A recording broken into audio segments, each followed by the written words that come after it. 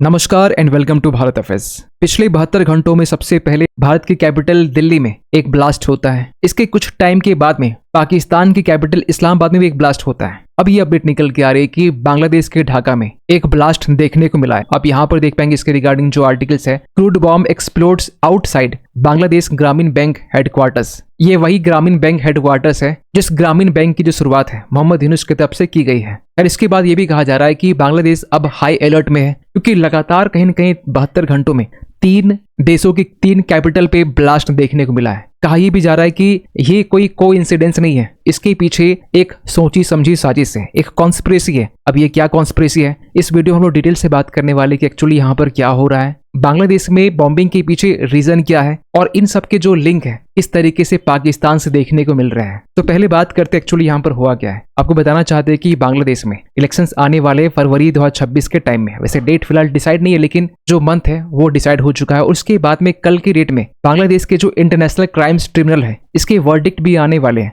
जो verdict basically former prime minister Sheikh Hasina को लेकर है, क्योंकि इनके ऊपर में ये एलिगेशन लगाए गए थे कि पिछले साल शेख हसीना के तख्ता पलट होने से पहले जो प्रोटेस्ट हुआ, इस प्रोटेस्ट में 1400 लोग की यहाँ पर जान गई है और इसी को लेकर यहाँ पर इंटरनेशनल क्राइम्स ट्रिब्यूनल में एक केस फाइल किया गया और इसी की सुनवाई यहाँ पर कल की डेट में होने वाली है, यानी 13 नवंबर के दिन में। एक चीज आपको और ऐड कर दी कि ये जो इंटरनेशनल क्राइम ट्रिब्यूनल्स है इसे शेख हसीना की तरफ से इसे बनाया गया था 2009 के टाइम में। और इसके बनाने के पीछे रीजन ये था कि 1971 में पाकिस्तान की तरफ से जो जिनोसाइड यहाँ पर कमिट किया गया था इसको इन्वेस्टिगेट करने के लिए और सस्पेक्ट्स को प्रोसिक्यूट करने के लिए, लेकिन इन्हीं ट्रिब्यूनल का आज के टाइम में यूज किया जा रहा है शेख हसीना के अगेंस्ट में। तो रिसेंटली यहाँ पर हुआ ये है कि ये दोनों इवेंट से पहले बांग्लादेश के कैपिटल ढाका में एक वेव ऑफ बॉम्बिंग्स देखने को मिलती है, खासकर 10 और 11 नवंबर की रात की हम बात कर रहे हैं जहां पर मल्टीपल्स बॉम्बिंग्स की गई है। कहा यह भी जा रहा है कि 10-11 तारीख की जो अर्ली मॉर्निंग होती है यानी कि 12:54 के आसपास में मोती झील के पास में जो स्टेट बस होती है इन्हें यहाँ पर जलाया जाता है। इसके बाद में जस्ट 1 घंटे के बाद में 2:03 के आसपास जो नतून बाजार है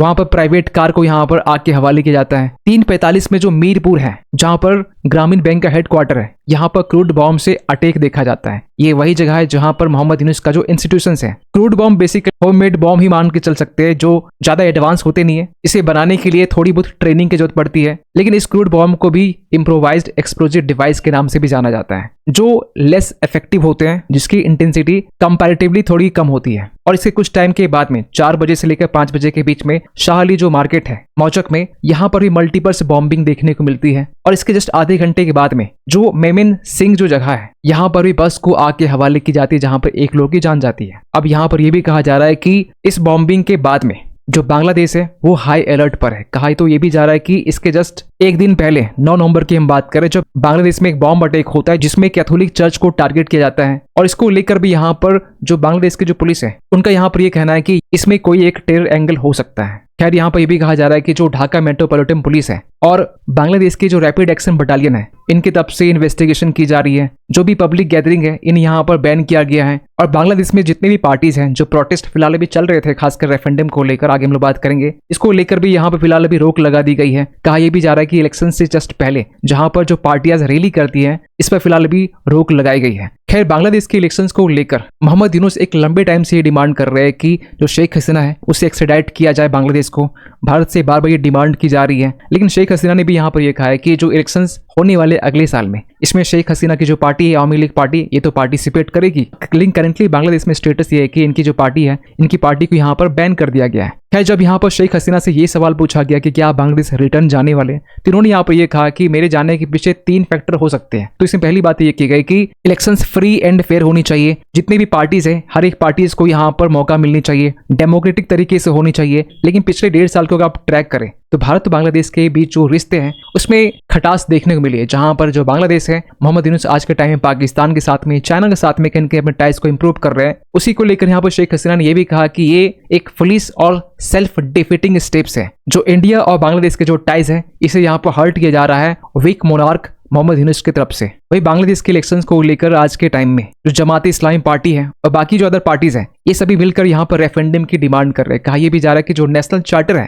एक्चुअली ये बात करें जुलाई के टाइम में जो प्रोटेस्ट देखने को मिल रहा था, इसी साल की बात कर रहे हैं, जिसे जुलाई नेशनल चार्टर नाम जाना जा रहा है। इसमें बेसिकली यहाँ पर जो 25 पॉलिटिकल पार्टी है, छोटी बड़ी मिलाकर, इन्होंने शेख हसीना के जाने के बाद में एक ब्लूप्रिंट यहाँ पर प्रेजेंट किया है और इस ब्लूप्रिंट में कुछ बातें यहाँ पर लिखी गई है, जिनमें से ये कहा जा रहा है कि जो बांग्लादेश में आज के टाइम में first past the post system है, इस तरीके से भारत में है, तो उसकी जगह पर प्रोपोर्शनल रिप्रेजेंटेशन जो सिस्टम्स है वो लाई जाए, क्योंकि बांग्लादेश में आज के टाइम में 300 के आसपास कॉन्स्टिट्यूएंसीज है और इस 300 में 75% जो सीटें हैं शेख हसीना को मिलता था, क्योंकि first past the post system में ये जरूरी नहीं कि आपको 50% यहाँ पर वोट मिलने चाहिए। यहाँ पर अगर 3 पार्टीज है A, B और C और किसी को यहाँ पर 35% भी वोट मिलते हैं, बाकी को 30% मीन्स यहाँ पर जो C पार्टी है वो विनर होता है। तो यहाँ पर इस जुलाई नेशनल चार्टर में ये कहा जा रहा है कि प्रोपोर्शनल रिप्रेजेंटेशन होना चाहिए, क्योंकि जो भी परसेंटेज यहाँ पर जमात इस्लामी बाकी जो अदर पार्टीज को मिलती है, एटलीस्ट 10% तो रिप्रेजेंटेशन इन लोग का भी हो। क्या इनकी तरफ से ये भी कहा जा रहा है कि 1 पार्टी डोमिनेशन नहीं होनी चाहिए। इसके बाद में शेख हसीना की जो पार्टी है, इसे परमानेंट बेसिस पर इसे बैन कर देना चाहिए।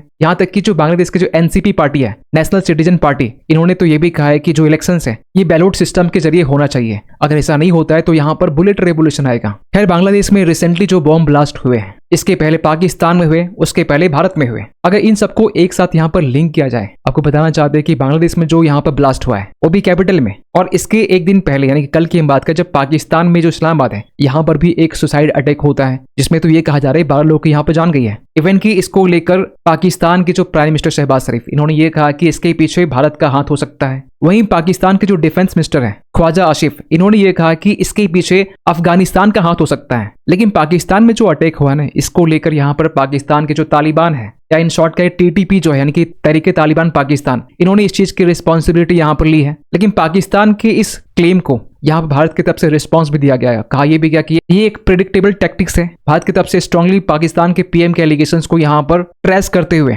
ये कहा गया है कि पाकिस्तान की तरफ से जो एलिगेशन है, पहले तो इसे रिजेक्ट किया जाता है और ये कंप्लीटली बेसलेस एलिगेशन है। और पाकिस्तान ऐसा इसलिए भी करता है, पाकिस्तान को मालूम है कि दिल्ली में जो बॉम्ब ब्लास्ट हुआ है, इसके पीछे पाकिस्तान के टेरर ग्रुप का हाथ है। किस तरीके से व्हाइट कॉलर रेडिकलाइजेशन के जरिए अब एजुकेटेड लोग यहाँ पर रिक्रूट किया जा रहा है और इसे यहाँ पर ढाल बनाकर इंडिया में बॉम्बिंग की जा रही है सुसाइड अटैक के जरिए, विदाइन तरीके से। और पाकिस्तान को ये बात अच्छे से मालूम है कि दिल्ली बॉम्ब ब्लास्ट के बाद में जो उंगली है पाकिस्तान को बजाने वाले, तो उन्होंने यहाँ पर जानबूझकर पहले अपने ही यहाँ पर देश के जो कैपिटल है यहाँ पर अटैक करवाया, जिसमें यहाँ पर नंबर्स, शुरुआत में तो नंबर्स निकल कर नहीं आ रहे थे यहाँ पे कितने लोग जान गई है, लेकिन बाद में नंबर्स निकल के आना स्टार्ट हुआ कि 12 लोग यहाँ पे जान गई है। इवन कि यहाँ पर यह भी कहा जा रहा है कि पाकिस्तान में रिसेंटली आसिम मुनीर की तरफ से जो संविधान में संशोधन किया गया, 27 अमेंडमेंट यहाँ पर किया गया, जिसमें जो टोटल पावर है, इसमें जो आर्मी के साथ साथ जो नेवी है, जो एयरफोर्स के जो पावर है, ये अब आसिम मुनीर के हाथ में चला जाता है। कहा यह भी जा रहा है कि जुडिशरी से भी अब सुप्रीम हो चुका है आसिम मुनीर। शहबाज शरीफ तो नाम का अब यहाँ पर PM है। तो इसके बाद में पाकिस्तान में जो खासकर इमरान खान के सपोर्टर्स हैं, वो इस चीज को लेकर प्रोटेस्ट कर सकते हैं और इसी चीज को डाइवर्ट करने के लिए यहाँ पर पाकिस्तान की तरफ से ये हरकत की गई है और अपनी ही कंट्री में यहाँ पर ब्लास्ट भी किया गया है। अब सवाल ये निकल के आता है कि बांग्लादेश किस तरीके से शामिल है, क्योंकि बांग्लादेश में भी यहाँ पर बॉम्बिंग हुई है। तो कहा यह भी जा रहा है कि हाफिज सईद जो है अपना जो नया ठिकाना है ना, वो बांग्लादेश में बनाने वाला है, क्योंकि बांग्लादेश की जमीन को अब यहाँ पर